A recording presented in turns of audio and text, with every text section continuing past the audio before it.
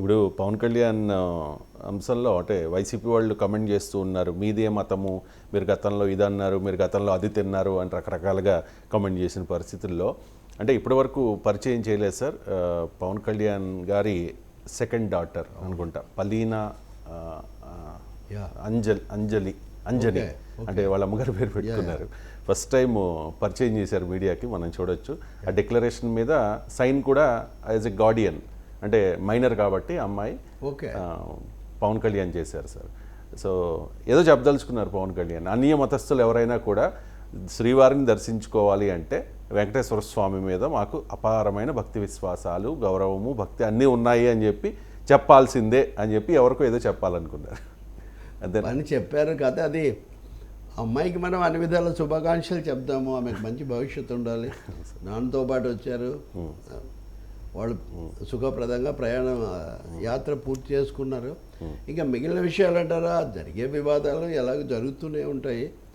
పవన్ కళ్యాణ్ ఇక్కడ కేవలం దీన్ని భక్తితో పరిమితం చేయలేదు, ఆయన ఒక రాజకీయ పొలిటికల్ మిషన్. అది పొలిటికల్ మిషన్. ఇప్పుడు వారాహి అని మీరు అనగానే వారాహి యాత్ర గుర్తొస్తుంది, వారాహి యాత్ర అనగానే ఎన్నికల ప్రచారం కూడా గుర్తొస్తుంది. సో ఇదంతా ఒక లింక్.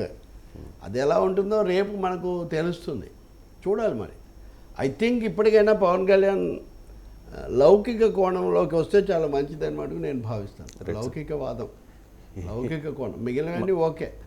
మతాన్ని ఆధారంగా చేసుకుని రాజకీయం చేస్తున్నది భారతీయ జనతా పార్టీ నాయకులకి బాగా వెంటతో పెట్టిన విద్య అది. కానీ ఇక్కడ ఈ లడ్డు అంశంలో చంద్రబాబు నాయుడు కమెంట్ చేశారు, తర్వాత కామ్ అయిపోయారు. టీడీపీ నాయకులు కూడా, లోకేష్ కూడా నాకు తెలిసి దీని గురించి అంత అగ్రెసివ్గా ఏం మాట్లాడలా. భారతీయ జనతా పార్టీ నాయకులు కూడా కామ్గానే ఉన్నారు. కానీ పవన్ కళ్యాణ్ మాత్రమే ఎక్కువగా రియాక్ట్ అయ్యారు. ఒక దీక్ష చేస్తూ ఉన్నారు 11 రోజులుగా. ఏంటది మొత్తం వార్తలన్నీ కూడా పవన్ కళ్యాణ్ విషయంలో ఆయన చాలా క్యాలిక్యులేటెడ్గా ఉన్నారు. అదే ఆయన క్యాలిక్యులేషన్ ఏంటా అని. ఈ పిఠాపురంలో ఎన్నికల ప్రచారానికి వెళ్ళినప్పుడే ఆయన సనాతన ధర్మాన్ని గురించి ప్రస్తావించారు. ఇప్పుడు కాదు, పిఠాపురంలో ఎన్నికల ప్రచారం, శ్రీ పీఠికాపురము, అక్కడ ఆ దేవతా విషయాలన్నీ కూడా ఆయన ప్రస్తావించారు. ఆయన ఒక వేదికగా చేసుకోదలుచుకున్నారు. తన ఎదుగుదల కానివ్వండి, రాజకీయానికి కానివ్వండి, సనాతన ధర్మం అనే పేరుతో వెళ్ళాలి. ఇక్కడ బీజేపీ పెరగలేదు కదా.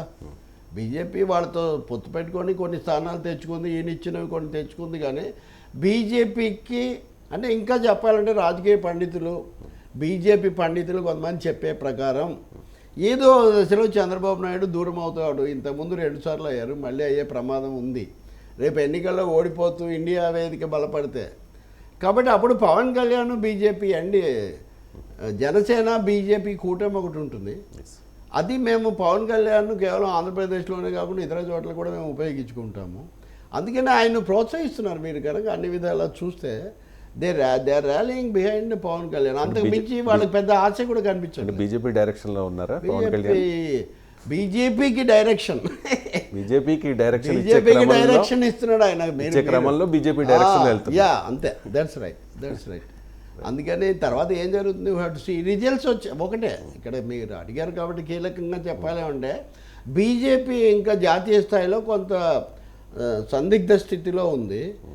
సంస్థాగతంగా కూడా జేపీ నడ్డా స్థానంలో కొత్త అధ్యక్షుడిని నియమించాల్సి ఉంది. ఎవరిని నియమిస్తారనేది కూడా చాలా అస్పష్టత ఉంది. చాలా విశ్వసనీయ వర్గాలు చెప్పే ప్రకారం ఆర్ఎస్ఎస్ చౌహాన్ పేరు వినిపిస్తుంది చెప్తున్నారు. కానీ ఆర్ఎస్ఎస్ మాకు వదిలేయండి ఈసారి అని చెప్పిందంట. మేము ఎవరిని పెడతామో మాకు వదిలేయండి, మీరు ఏం మాట్లాడకండి అని.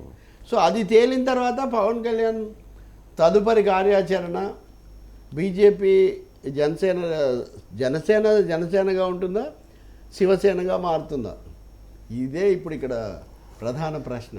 Right sir. ఇష్యూలో ఫైనల్ క్వశ్చన్, పవన్ కళ్యాణ్ని అసెంబ్లీ గేట్ కూడా తాకనివ్వనన్నారు. ఆయన గెలిచారు భారీ మెజారిటీతో, డిప్యూటీ సీఎం అయ్యారు, 6 కీలకమైన మంత్రి శాఖలు తీసుకున్నారు. అంతా ఓకే, వాళ్ళ ఫ్యాన్స్ హ్యాపీ, ఫ్యామిలీ హ్యాపీ, ఆయన్ని ఒక పొజిషన్లో చూడాలనుకున్న ఒక కమ్యూనిటీ హ్యాపీ, అంతా హ్యాపీ. కానీ ఆయన డిప్యూటీ సీఎం అయిన తర్వాత వారాహి దీక్ష చేశారు సార్. చాన్నాళ్ళు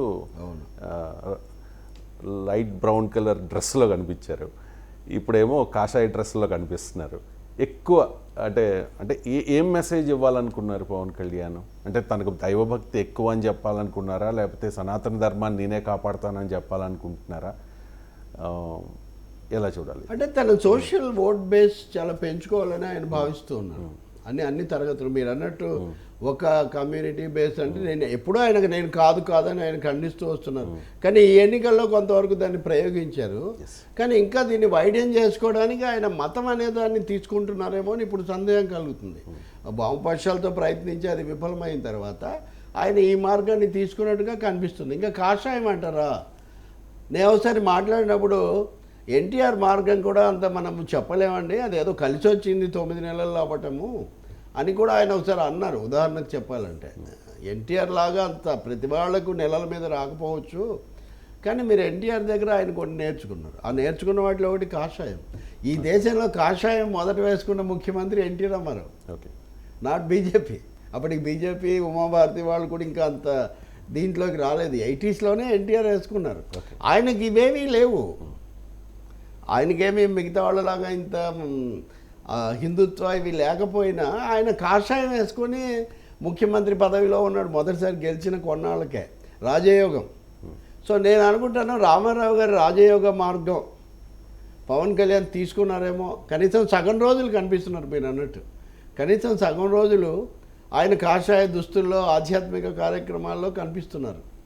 మరి నిజంగా రాజకీయ అంశాలు ఏమవుతున్నాయి, ప్రకాష్ రాజ్ అన్న వాటిలో దాన్ని ఒప్పుకోవచ్చు. ఇది ముగించి ఇంకా మీరు రాజ్యాంగ బాధ్యతల్లోకి రండి అంటున్నారు కదా, దాని వైపుకు మనం రావచ్చు.